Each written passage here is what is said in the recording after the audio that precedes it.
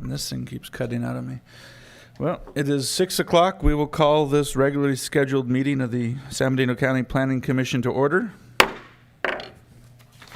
And I want to thank everyone for coming. And if we could get these Zoom procedures stated for the record, please.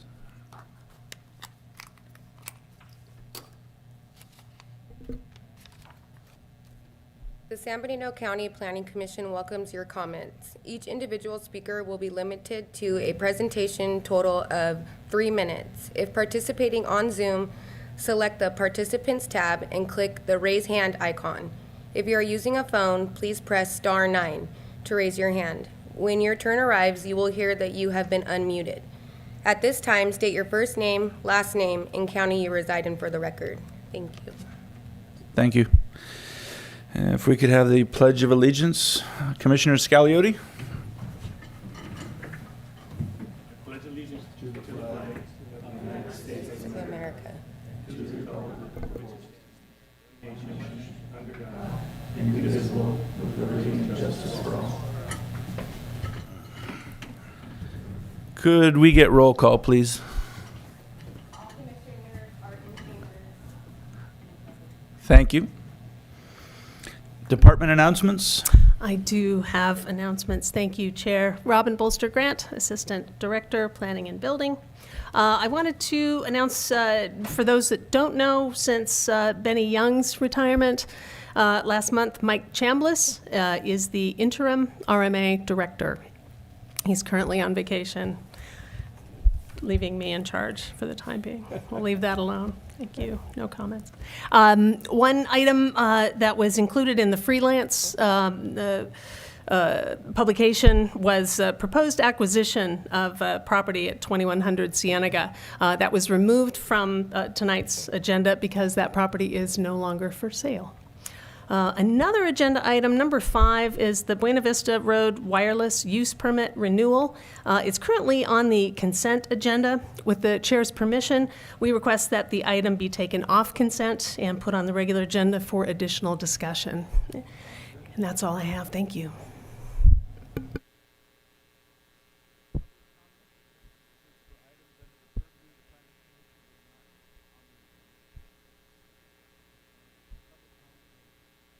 There is no public comment on Zoom.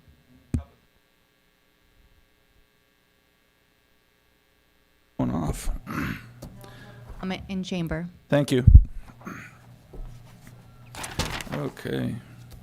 Consent agenda. Acknowledgement of public hearing, acknowledgement of certificate of posting, and adoption of the minutes. Are there any corrections or adjustments to the minutes? No. Any public comment on the consent agenda, having removed item 5 to the regular agenda? There is no public comment via Zoom. Any public comment in the chambers? Seeing none, what is the will of the commission? Is there a motion? I'll make a motion. To approve. Okay, motion to approve in a second. Thank you. Second. All those in favor? Aye. Aye. Opposed? None. 5-0. Thank you. Okay, regular agenda. Item number 5, PLN 210026, 2680 Buena Vista Road Wireless Use Permit Renewal. I need to get glasses.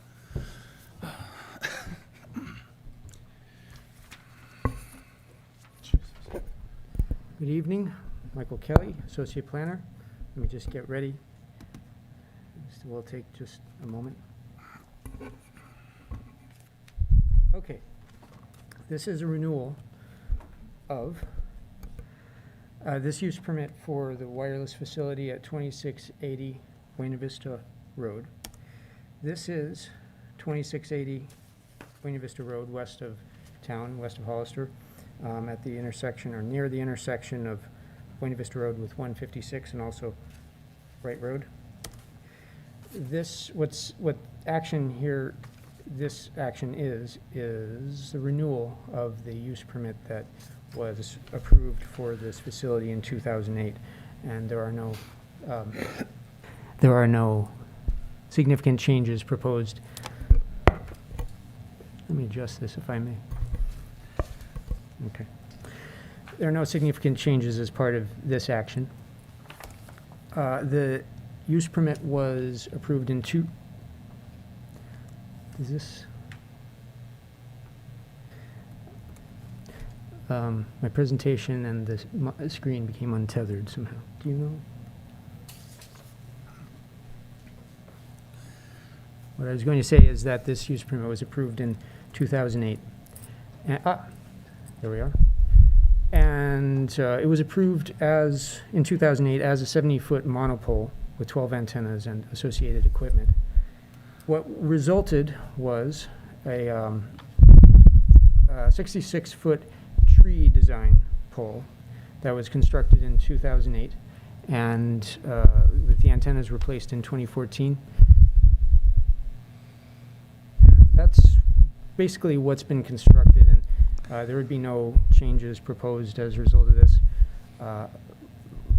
What's required under the use permit and the wireless facilities ordinance is a renewal. It's under the conditions of approval and also under the terms of the ordinance. One of the points in the renewal that needs to be made is, does it comply with the standards of the electromagnetic field radiation emissions? And there's a report that's been submitted to say that this does comply. This does not put out above the maximum emissions under federal standards. And this is the site. You see here the tower site and the subject property with the residents and the buildings on the site. Agricultural lands with some residences around it, other than the farm supply business here and Buena Vista Road. This is a close-up view of the tower site with the lease area fenced in here, and here is the tower and the equipment shelter and generator, and the elevation of the tree design, which actually stands among real trees rather than standing alone as the only tree, and that's not even a tree. So it more or less blends in there. The resolution contains findings, including a finding on exemption from CEQA, and this can be considered exempt from CEQA as an existing facility that would not be changed as a result of this, or it can also be considered exempt under the treatment of utility extensions as an exempt kind of action. This would have been considered that way when this was originally approved, and it can be considered that way at this point also. Another finding that's in the resolution is a finding of consistency with the general plan. The land use element calls this agriculture land use district, and that is an allowed use in that land use district. And the economic development element calls this a form of economic development, the use of this wireless facility. And the public facilities and services element has policies supporting the expansion of these services, including expansion of rural broadband access, and also requires co-location, which this tower offers. It's compliant with zoning, which lists under conditional uses telecommunications facility under a use permit such as this. And it is also, there's also a time to look at compliance with the ordinance on wireless facilities. It was found compliant in the original proposal, and it's discussed in the report that it continues to be compliant, including with regard to the distance between the tower and nearest residential areas, in addition to the emissions report that I mentioned earlier. And also in the resolution are the conditions of approval, which basically carry over the former conditions of approval to the present. Well, they're currently effective, but they're carried over into the new approval if you approve this now. With the exception of the renewal condition, which if you approve it, would have this be renewed every 10 years by administrative renewal. The packet actually said 5 years, and this is part of why we wanted to bring this out of the consent agenda to discuss right now, so you can consider this. But we would suggest that this be every 10 years, and this in part has to do with this state law that's mentioned here that calls for this renewal to take place no more frequently than every 10 years. And so that's the project. And so staff recommends that the commission review the report and the draft resolution and receive any public comment and adopt the resolution subject to the findings and conditions of approval, including this text that's shown here for condition 2. And if you have any questions, I can help with that. Thank you. Do the commissioners have any questions or comments? Seeing none, is there any public comment? On Zoom. Any public comment in the gallery? Seeing none. A quick notice, I did receive a text from somebody who is on Zoom saying that they're not getting sound from our mics, so we might want to check on that. That's just an issue with the mics, not... Thank you. Okay. Participating on Zoom, select the Participants tab and click the raise hand icon. If you are using a phone, please press star 9 to raise your hand. B. Gonzalez, please state your first name, last name, and county you reside in for the record. You are now unmuted.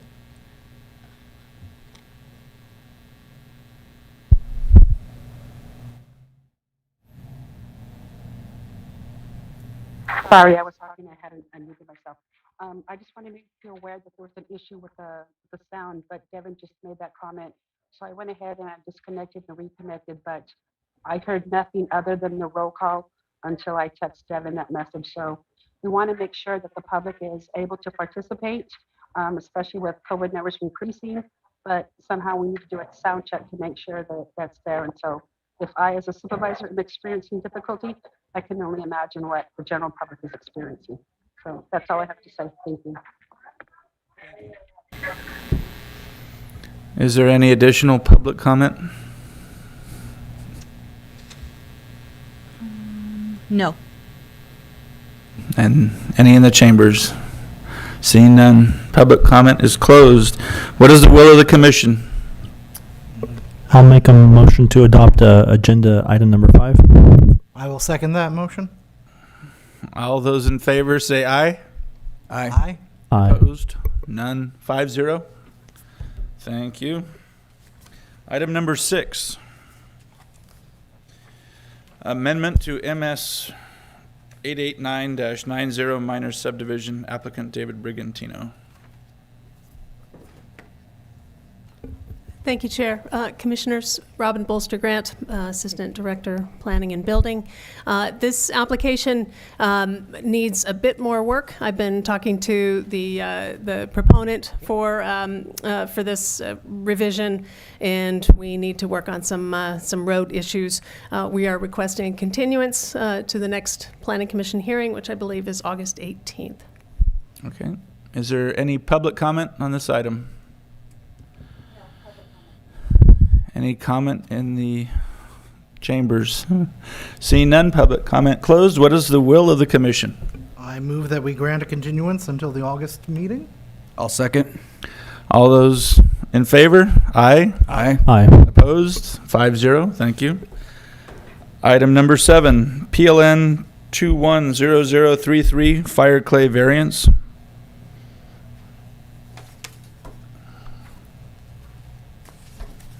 Hi, good evening, Commission. How are you all doing? Ariel Goodspeed, County Planner, and today I'm going to be discussing with you the fire clay tile variance for its County File PLN 210033. So we're going to go over the location, project, background, site plan, consistency with our rules and regulations, CEQA determination, and staff's recommendation tonight. So for those who are not familiar with fire clay tile, it is located out in the Aromas area on 521 Quarry Road. It is like northeast of Aromas, and it is along the same road as A.R. Wilson, those familiar with that. So the project is for a variance and a reduction of the front yard setback to be no less than 10 feet. And this is for water storage, fire pumps, and associated equipment. So in the industrial heavy zoning code, the normal front yard setback would be 25 feet, plus an additional foot for each foot over a building is above 20 feet. So the fire clay tile has an existing use permit on file. And the goal of this variance is basically to meet one of the conditions for fire, which is for their water storage and all the associated equipment necessary. So as most of you are familiar, when we approve a use permit, we aren't sure on how much water storage is necessary until we're in the progress of condition compliance. So in the process of condition compliance, it was determined how much through fire was required and some of the additional requirements that was going to be needed on the placement of the water storage, which included needing to be gravity fed. And so here is a site plan and a image of what the water storage tank would look like. So they need just under 150,000 gallons of water storage. And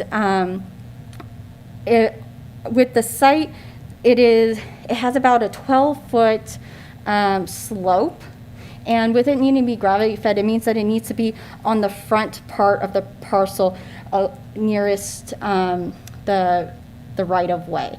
So in order for it to be placed there with the other circulation of the fire road and parking needed, this reduction in the setbacks is necessary.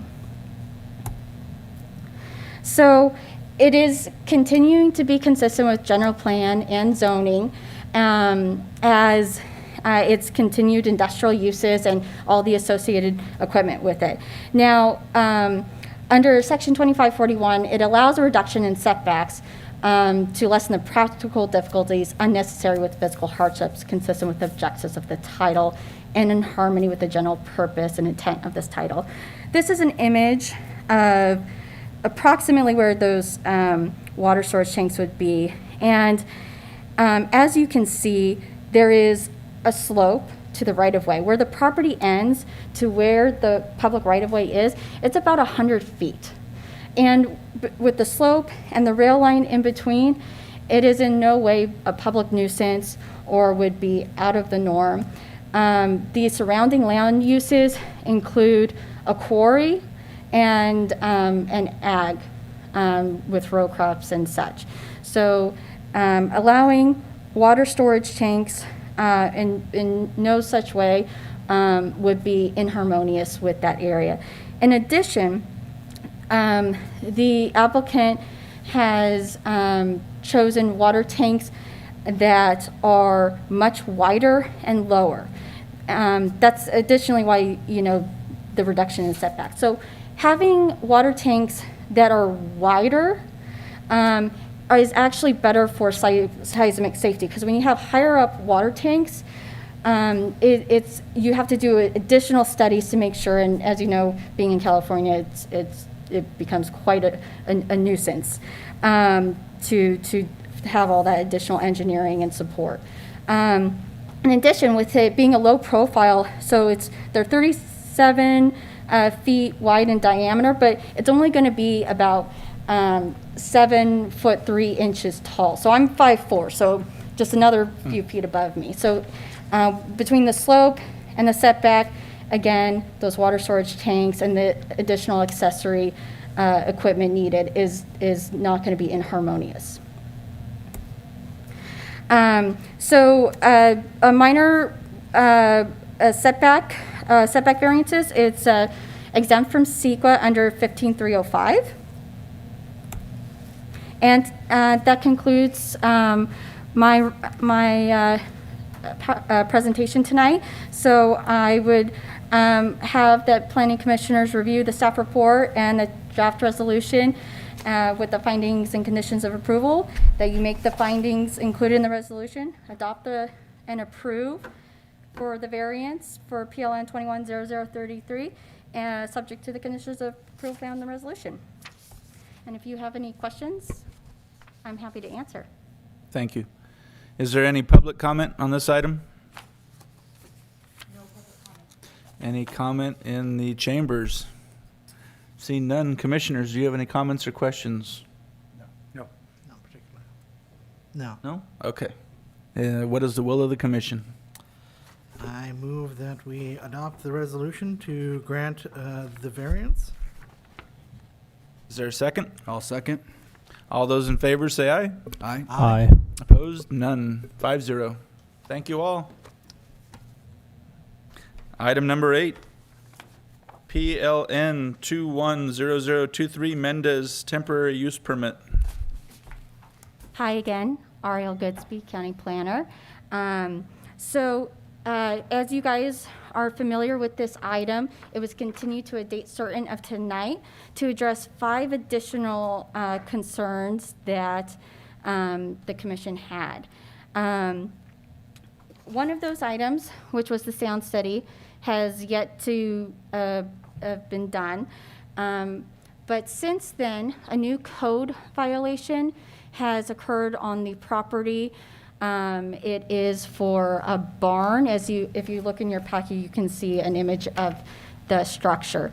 So when there are violations under County Code Section 1.03.007, denial of permits, that staff, commissioners cannot approve any permits if there's violations on the property. So that is why this was brought back for denial.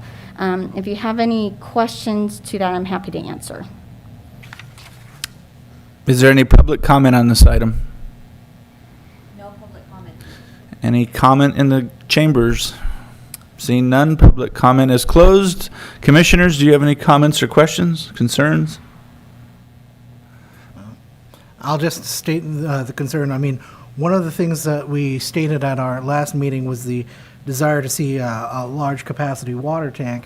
The erection of an unpermitted wooden barn, if anything, raises yet greater fire safety concerns than previously existed about this project, as there's nothing about a sprinkler or any other fire safety plan. So. Any other commissioner comments? Yeah, just curious. It says July 1st, 2021. Is that when the barn was built, or is this? That was when the property was red tagged. So on July 1st, our county code enforcement officer discovered the violation and went out and red tagged the property.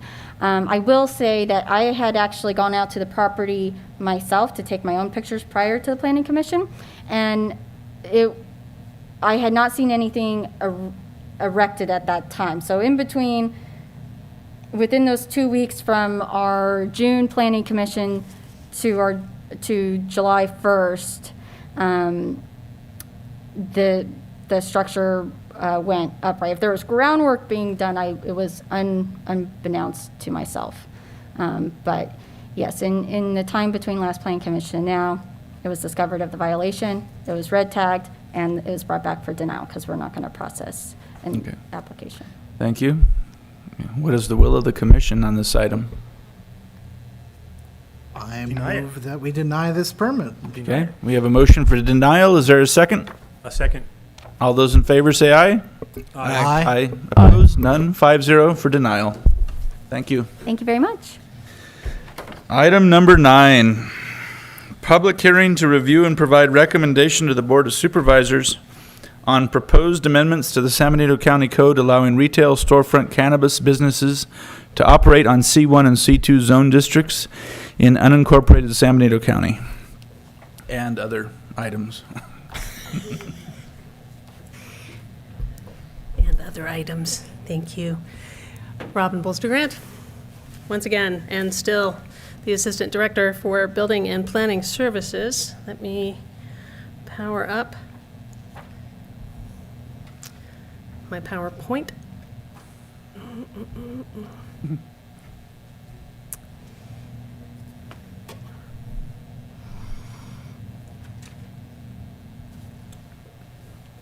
There we go. Thank you. Commissioners, at the hearing last month, we presented proposed changes to the county code that would allow storefront retail to operate in the C1 and C2 zone districts. It was agreed by the commission that the manufacturing zone districts were better used by more intensive businesses, and the commission gave direction to eliminate caps on the number of retail shops, to modify some of the setback requirements, and we discussed limitations on signage imagery.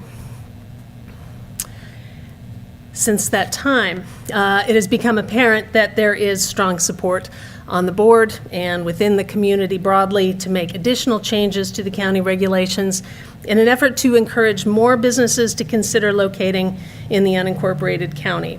It is important to note that as of today, we still have only received 2 CUP, conditional use permit applications for cannabis operations.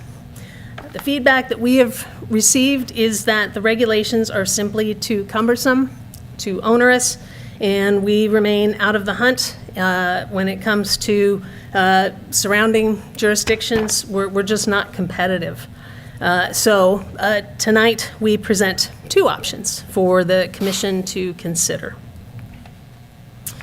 The first is the draft ordinance that we discussed last month, limited to retail changes, again, removing the prohibition that exists against retail, amending the use chart to allow retail use, and specifying retail submittal requirements, security plans, lighting plans, and amending section 25.17 to allow retail cannabis as a conditional use.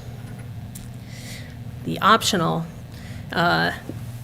choice, or what we offer tonight, is a more comprehensive revision to our statutes. We propose to eliminate the evaluation process that takes a long time, is not really necessary. It is duplicative of a lot of what we do already in the RMA, and duplicative of what the state regulations require in terms of background checks and financial information, a whole slew of things. We also propose to get rid of the submittal windows. We would like to see people submit their conditional use permit applications anytime they want. And I can tell you that we've already had folks who have wanted to apply, looked at those timeframes, and walked away for probably different reasons, but one of them was that they couldn't get their application into us. We also propose to remove the employee permit provisions. Again, this is duplicative. The state regulations, as I said, already require background checks and other work requirements. We don't think that that is necessary, and an extra step that folks have to go through. Probably the item that will generate the most conversation is we are asking that the commission, and recommendation to the board, that we allow outdoor cultivation with the provision that it is allowed where hemp is currently allowed. There are a number of buffers and exclusions that apply to hemp. We've said it before, hemp and cannabis are the same plant. They look exactly the same, they smell exactly the same. It's the THC concentration that makes them different. It's not as fun to smoke hemp, apparently, so I've heard. But they're the same. So any issues that folks would have with cannabis, we've addressed that through our hemp ordinance, and I'll talk a little bit more about what those buffers are, what that exclusion area looks like. But we have had extensive contact with folks looking to locate here who cannot find existing greenhouse space and don't have the wherewithal. The other piece about outdoor, and I think I've mentioned this before, it may be a small thing, but I've been contacted about it, so I will share it with you. To label cannabis packaged product as San Benito cannabis, it has to be in the ground. It cannot be grown in a greenhouse, in a pot. It has to be. So from a marketing perspective, there are some folks who would like to have that sort of appellation, if you will, like wine, to say that that is San Benito grown. There are other folks that don't like to buy cannabis that has been grown in a more sterile greenhouse or controlled warehouse kind of environment. They want natural light, rain, what have you. Just saying, that's what I've heard. The next piece that we are asking your commission to consider is to replace the variance requirement with the exception process. Now, variances currently are required if you want to modify your setbacks. We talked a little bit about setbacks last month in relation to retail.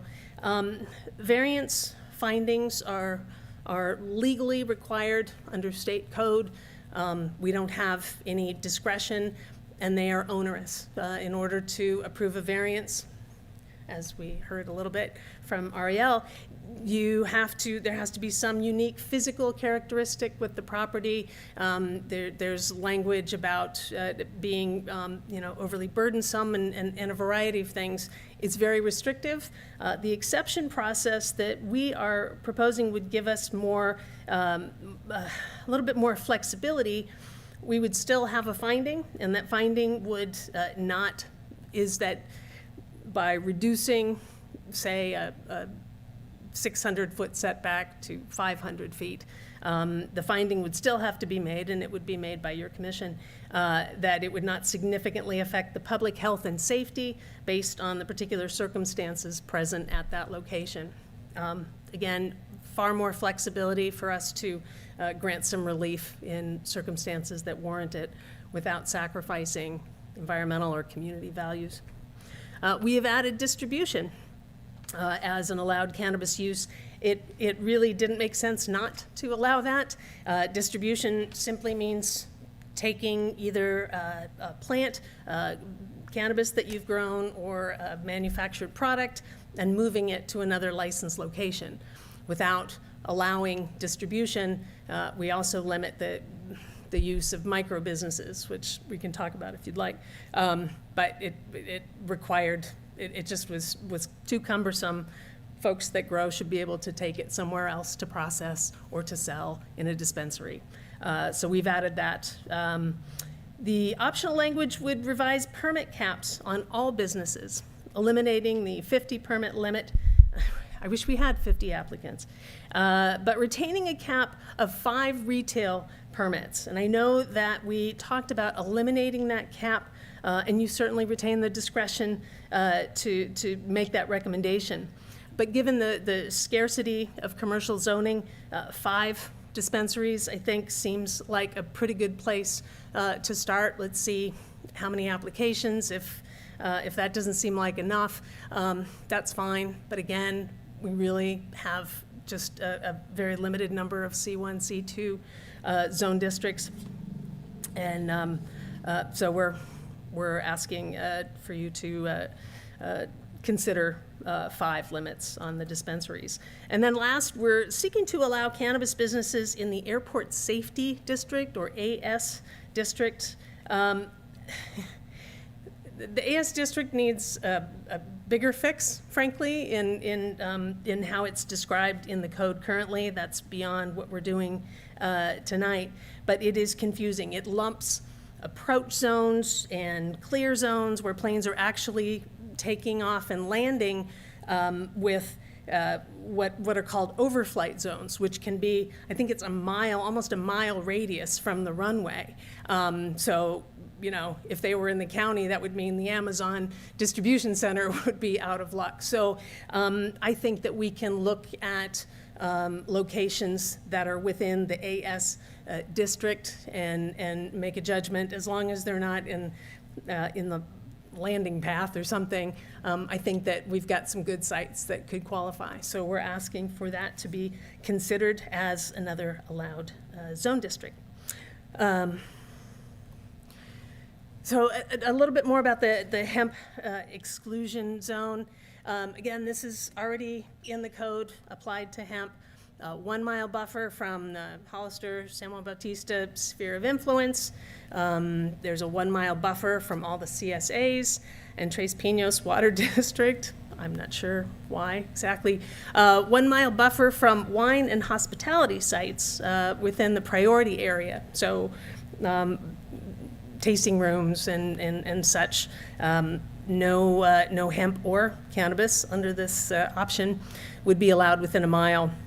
And then there's some other buffers that have to do with visibility, 500 feet from any public road, state or county road. If you're not screened, if you put up some fencing that we want to be attractive, or vegetative screening so that you can't see it from the road, you can be as close as 100 feet.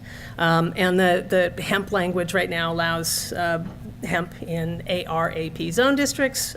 We would do the same if it was the will of the commission to accept our alternate proposal. So this is a map. This is a terrible map, but I've got a blow-up view. Just for your interest, I guess, the exclusion zone, you can see in the sort of pink salmon up at the top. Here's a closer view. But all really at the northern end, more urbanized areas, leaving the central and southern parts of the county open for business, if, again, it is the will of the commission. So our staff recommendation is that you review the draft ordinance amendments to chapters 7.02, 19.43, and 25.17 relating to retail cannabis regulations. Adopt the resolution recommending board approval and that they adopt the proposed ordinance amendments specific to retail, and certify that these changes are exempt from CEQA. Alternatively,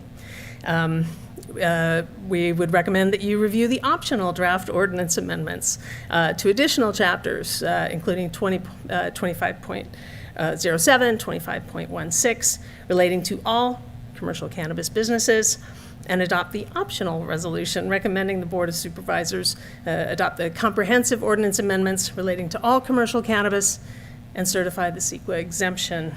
That is all I have. Thank you. Is there any public comment on this item via Zoom? Shocking.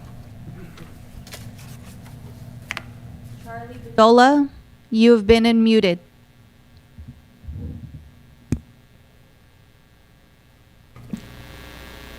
Hi, this is Charlie Bedolla. Thank you for having me come on. I am the Assistant Fire Chief / Fire Marshal for San Benito County.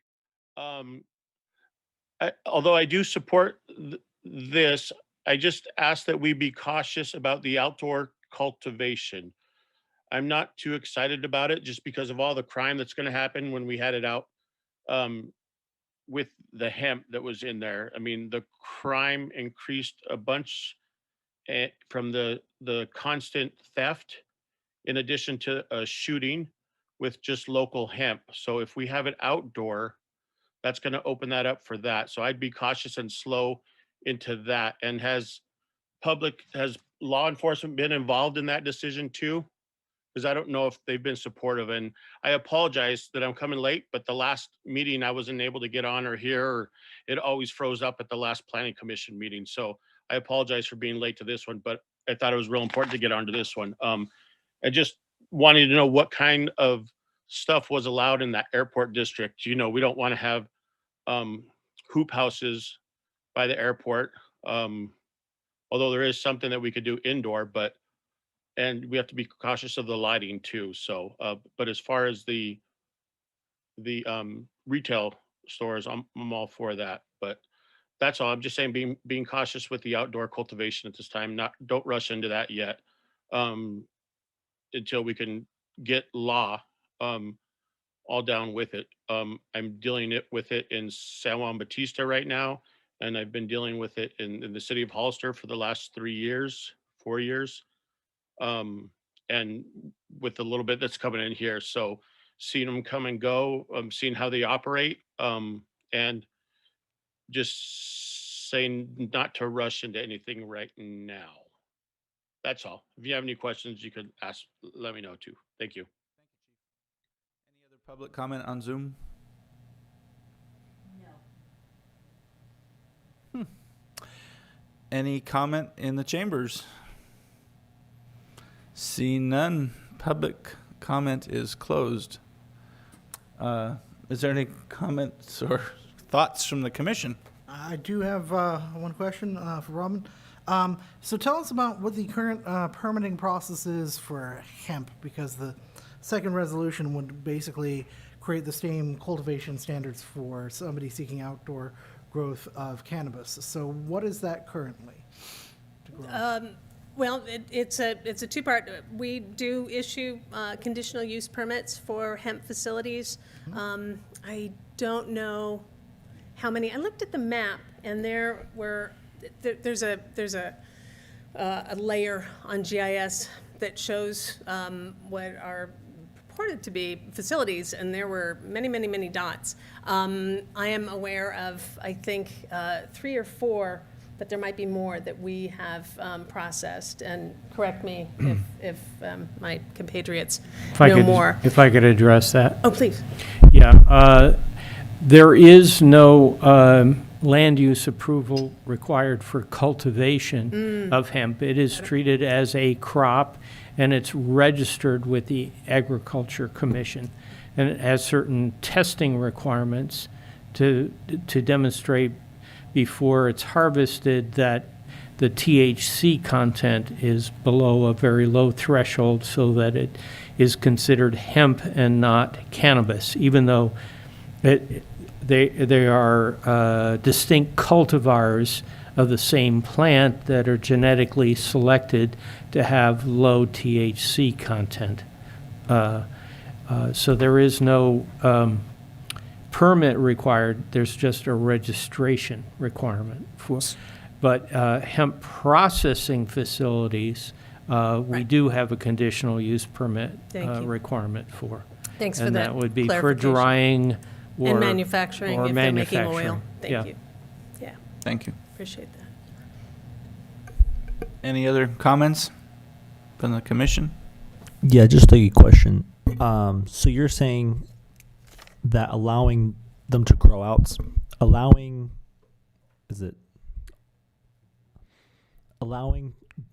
outdoor growing will give more opportunities for possible.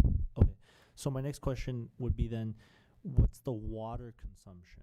Because I know water's a huge concern. So the money the potential money that they could make, would that be offset by water, like the impacts of water? Does that make sense? Sorry, this thing's kind of bugging me. I'm sorry for the audio issues that we have not quite fixed.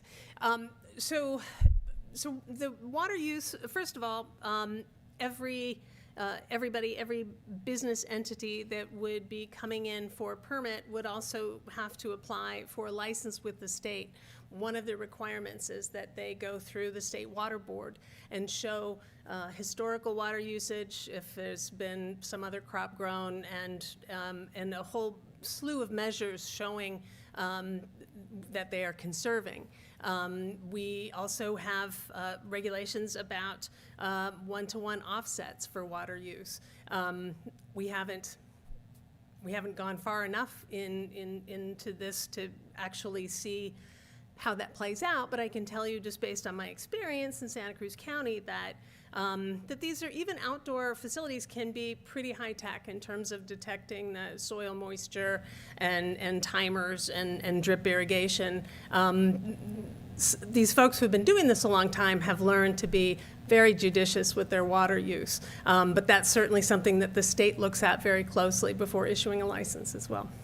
So you don't believe, like with your past you don't believe in your past experience that water would applying for the water permits, would that, you don't think that would be an obstacle in itself? Like, these are very. It depends on the site, Commissioner. Certainly, in Santa Cruz County, it was often the case that cannabis was replacing some other type of crop. Kale, for instance, is one example that jumps up. So there was a history of what the water use was, and so it really was a matter of, is this use going to intensify? They're required to have meters on the wells and prove that their water usage meets a certain level. In Santa Cruz, we required catchment systems and reuse, and so folks built, cisterns, whatever made sense given the specifics of the site. Not every site in this county is going to make sense from a water perspective. There's no question. So that's, to me, that's kind of a self-limiting factor. If they can't meet those restrictions and don't have a great water source, that's not going to make sense. Okay, thank you. Commissioner Scagliotti? I have a question.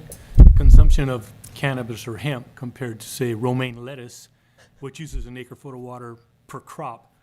Do we know what the consumption is for one crop of cannabis or hemp in acre feet? That's what I deal with, in acre feet. Yeah, I can look. I haven't looked at. And I'll bet it's less. I almost guarantee you it's less than lettuce and many crops that are more water intensive. And again, these folks know what the regulations are. They know what they're up against, and they have learned to be very, very, very sensitive to their water use. Well, they have to be if they're inside doing it in an inside grow or a hoop house.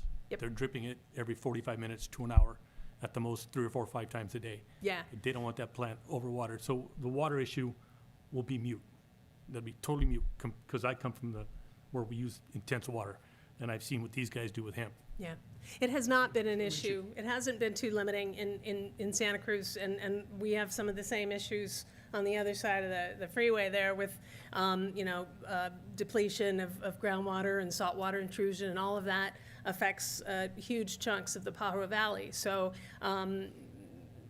again, they've found a way to navigate. And they're not going to get past the state or us, and they have to maintain a license to maintain a permit with us or be in good standing. Please. I would point out that the current ordinance, and we are not changing the requirements in the current ordinance for a cultivation permit to have a water use plan. So an applicant would have to show what the source of their water is, what their estimated consumption would be as part of the permitting process. The concern over water in relation to cannabis statewide is largely because of areas in the North State where streams were being diverted without water appropriation, so they were depleting it from wildlife habitat and fisheries, and that's not the case in an agricultural area like San Benito County. So it's a different type of concern. Thank you. Any other additional comments or questions? Question. Chief Bedoya did raise the issue of the potential for crime if there's open air cultivation. Has the RMA received any feedback or input from either the Sheriff's Department or the Hollister Police Department with regards to these two? No, I haven't contacted Hollister. I did have a brief email exchange with our new sheriff. He was about to go on vacation, and we had tried to schedule a meeting. I let him know that this item was coming, so he's aware of the proposal generally. But absolutely, and I've had these conversations many times in my old life, sitting down with not just the sheriff, but the DA, and talking about enforcement. Robust enforcement is the only way that this works. I know that with my experience in Santa Cruz. It's different. We have, a larger area to cover for sure. But in my experience, the security issues are, I've said this before, but this is the most highly regulated industry, almost bar none. And the security requirements in terms of cameras and fencing that the state imposes specifically on cannabis are pretty rigorous.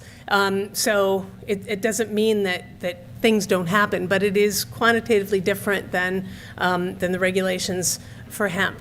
And having to show the locations, we don't make this public, but they, on their premises diagram, they have to show the locations for every camera. They have to keep that footage for, I can't remember, it's been a while, a long time. And there's been some argument in the past about whether, security guards, they almost always have security guards, whether they're armed or not, I will leave for a different discussion. Santa Cruz prohibits armed guards. Other jurisdictions let them, protect their investment however they want. But it is always the case that, let me back up. The idea of providing more liberal regulations is to get more competition and induce folks who may be growing outside of the law right now to come into compliance. There will be very little, if any, sort of grace period. We will find folks eventually, because they do tend to kind of rat each other out. If somebody's going to spend $1 zillion on a facility and all of the high-tech equipment they need for security and water and nutrients and everything else, they're not going to stay quiet if somebody, down the road is growing without having to go through all those hoops. So it's not perfect. I will spend lots of time with our sheriff, with the DA. We do have some changes coming to the board next week that will enhance some of our code enforcement regulations as well. I think, I have to look again, I should have looked at but the cannabis administrative citation or penalty, I think, jumped up to many thousands of dollars. So we'll hit them with everything we can. I have a question. Okay. How big of outdoor grows are we thinking of allowing? I mean, are we gonna let a guy go out there and grow 1,000 acres, or are we gonna go out there and keep him at 50 acres? Is there something being thought about that? Because some of these guys will jump all over this and put in, they'll say, oh, I go outside, I'll go 1,000 acres. They will. They So very is- well might. We so- don't have any limits. Should we think about that? The state does have licensure limits. There are different categories of licensure at the state level, and they max out at an acre. So although you can have multiple permits Right. for multiple acres, but the largest one, and the productivity of cannabis at that scale is enormous, and the market won't bear thousands of acres To get my point, I mean, of legal cannabis. Right. Now, that is scheduled to change in a year and a half from now, I think, to where they start issuing the large licenses, which will take away that cap at some point. But that's correct. Right now, the state cap for a license is 1 acre. Well, I would echo Chief Bedola's concerns about law enforcement being able to respond to the calls for service. I know hemp was an issue. There were folks coming from other parts of the state, and they were stealing the hemp and they were selling it as cannabis, and it created a lot of problems. I also spoke with somebody from law enforcement, and they were concerned that if we were to approve this, and the board approved it, that they would be short-staffed and wouldn't be able to respond once outdoor was up and running. So I'm a little uneasy with that portion. Obviously, the retail is fantastic. My thought would be to continue the other item until we could have another meeting. Perhaps the sheriff could attend, or the DA, or a number of other folks that might be impacted by this.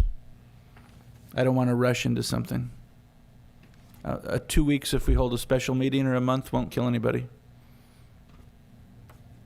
And a special meeting is preferred if we could pull it off. What is the will of the commission? I Do agree you with want to you. approve the retail resolution and continue the second one? Yes. I would say so, yes. Okay, can we get a motion? I move that we, first items first, I move that we approve the basic resolution on the permitting of retail cannabis in the C1 and C2 zones, titled Resolution Number 2021 dash blank, Dash next. dash next, yes. Okay, is there a second for that resolution? I'll second that.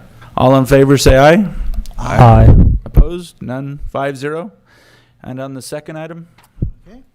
I move that we have a continuance on the second motion until there is an opportunity for a special meeting of the Planning Commission in 2 weeks, to be convened in 2 weeks' time. Can we do that with noticing requirements? Does that comply with notice?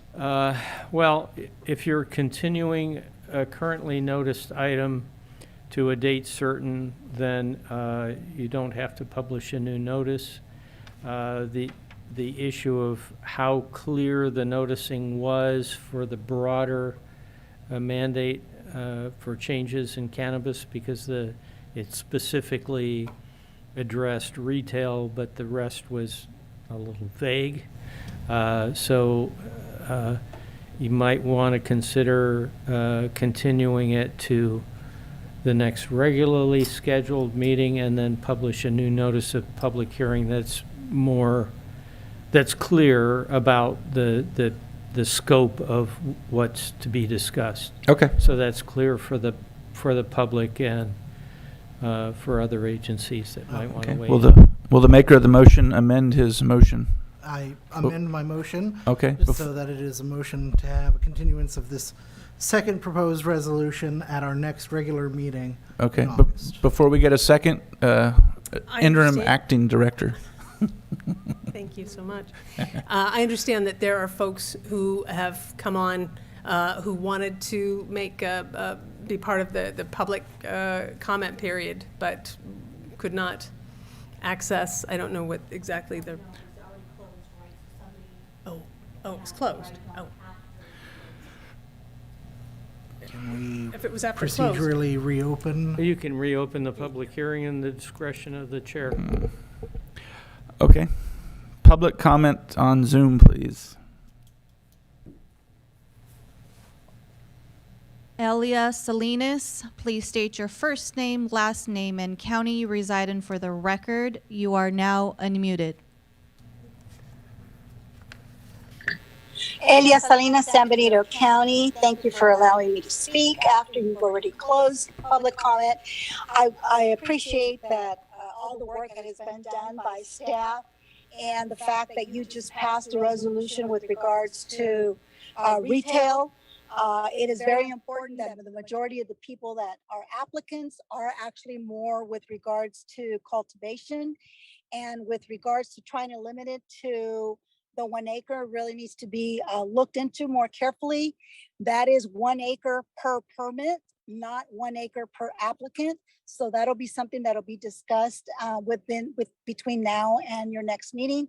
So I want you to take a look at the state regulations and consider the fact that it's not limited to 1 acre per the state regulations, but it is 1 acre per permit, which if it's one permit is $5 and you for 1 acre, for instance, and then you want 2 acres, and it's going to be, another $5.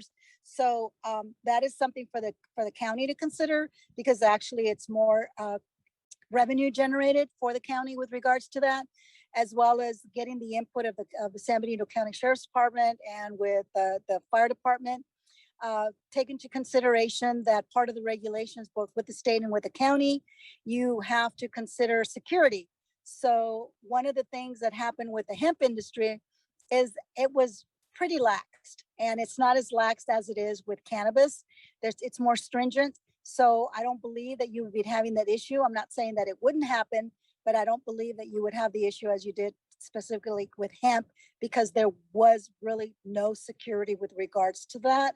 It was pretty lax. So thank you so much, and I appreciate, and I look forward to attending the next meeting and speaking to you all with regards to this. I appreciate you letting me speak. Any other public comment via Zoom? Okay, any public comment in the chambers? Seeing none, public comment is closed once again. Back to the commission.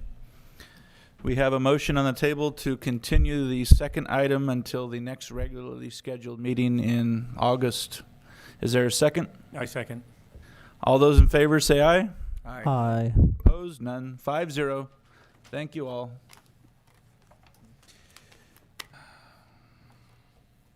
Commissioner announcements. Do any commissioners have announcements? No. No? Okay. I just wanted to, I don't know where everyone is with their ethics training, but I would encourage you to complete it. The link for the free training was put out.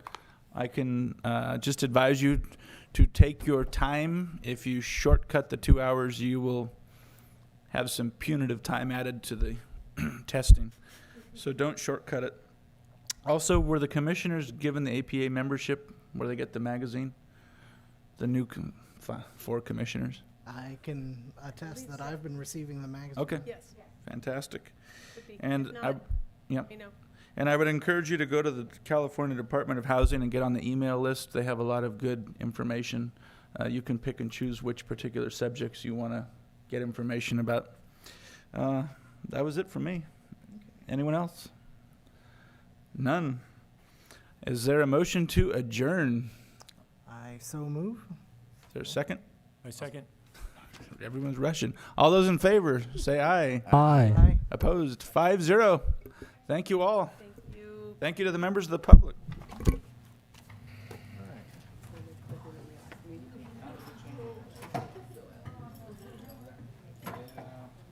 Christina and